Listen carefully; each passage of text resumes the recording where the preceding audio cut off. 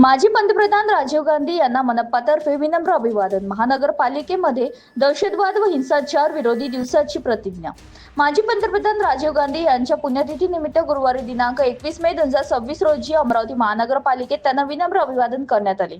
या निमित्ताने दहशतवाद व हिंसाचार विरोधी दिन पाळत महानगरपालिकेचे अधिकारी व कर्मचाऱ्यांनी दहशतवाद आणि हिंसाचार विरोधी प्रतिज्ञा घेत शांतता, एकता आणि सामाजिक सलोखा जपण्याचा संकल्प केला।